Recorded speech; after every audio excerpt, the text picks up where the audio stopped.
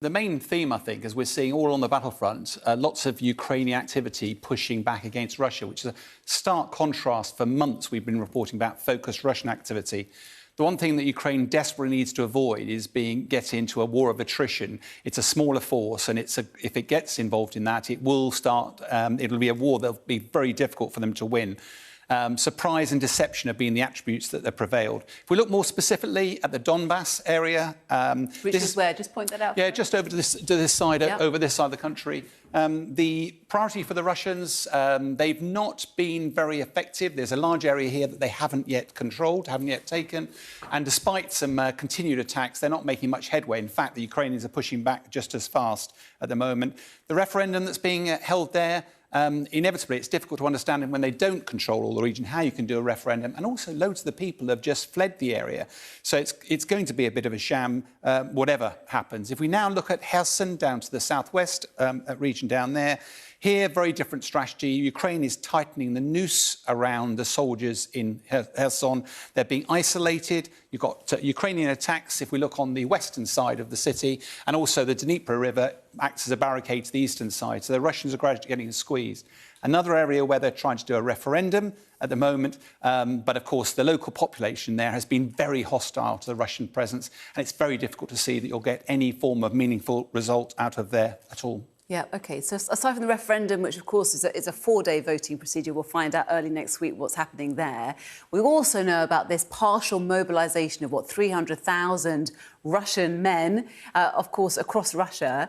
So what's your take on it, Sean, in terms of this mobilisation? Yeah, it's 300,000. It's bigger than the standing army of 280,000 that Russia's would already had, and it's definitely not going to plan. If you look at, there's all sorts of demonstrations in Russia.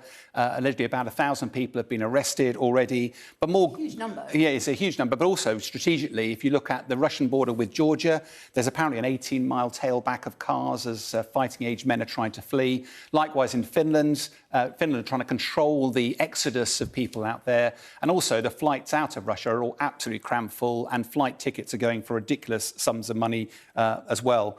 The challenge, of course, is that Russia will be able to generate 300,000 bodies. The challenge is that quantity doesn't mean quality, and those bodies will not be trained, they'll not be experienced, and they'll not have the right morale. And the battlefield is a really dangerous place to be able to learn your trade.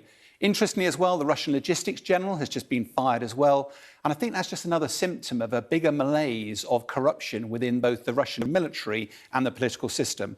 But returning to the point about Putin, is Putin's position under threat?